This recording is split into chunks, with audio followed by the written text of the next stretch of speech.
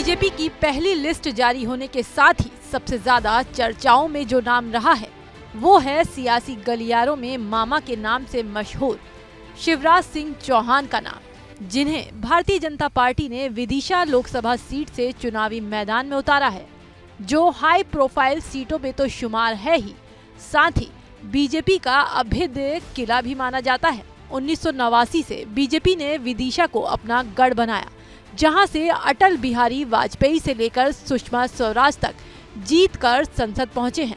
खुद शिवराज सिंह चौहान भी मध्य प्रदेश के मुख्यमंत्री पद संभालने से पहले 5 बार इस सीट से लोकसभा की चुनावी जंग जीत चुके हैं।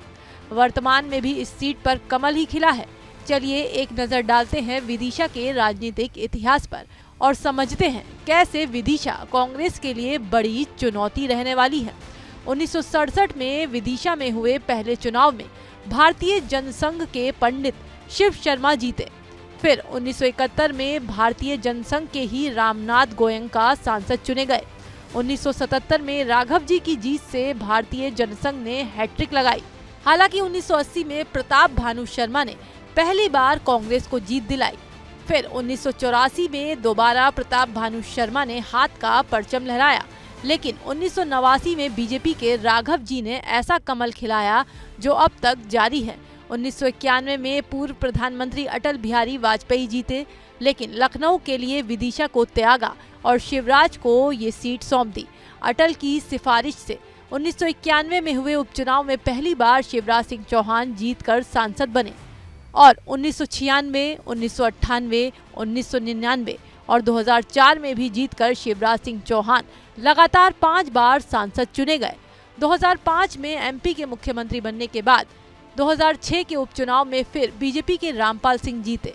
वहीं 2009 और 2014 में सुषमा स्वराज यहां से सांसद चुनी गई और 2019 में बीजेपी के रमाकांत भार्गव ने फिर इस सीट से कमल खिलाया।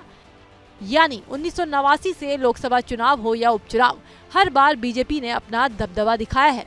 ऐसे में प्रदेश की राजनीति से निकालकर बीजेपी ने एक बार फिर 20 साल बाद शिवराज सिंह चौहान को केंद्र की सियासत में उतारा है और चुनावी मैदान भी वो दिया है जिस पर शिवराज ने 5 बार जीत का रिकॉर्ड भी बनाया है।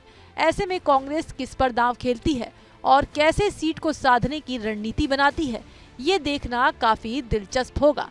इसके लिए हमें विदिशा का जातीय समीकरण भी देखना होगा। विदिशा लोकसभा सीट पर मतदाताओं की संख्या करीब 16,34,000, जिनमें करीब 7,62,000 महिला मतदाता है और करीब 8,72,000 पुरुष मतदाता हैं। विदिशा में 18.68% लोग अनुसूचित जाति के हैं और 5.84% अनुसूचित जनजाति के हैं। हालांकि विदिशा में ओबीसी का वर्चस्व सबसे ज्यादा है। बहरहाल विदिशा में जातीय समीकरण जो भी हो, लेकिन दबदबा बीते 3 दशकों से बीजेपी का ही रहा है और इस बार भी पार्टी ने इस सीट से सूबे के 17 साल सीएम रहे शिवराज सिंह चौहान को उतारा है और विदिशा में फिर मजबूत दावेदारी पेश की है। ऐसे में कांग्रेस के लिए बीजेपी के इस सबसे मजबूत किले को फतेह करना बड़ी चुनौती होगी।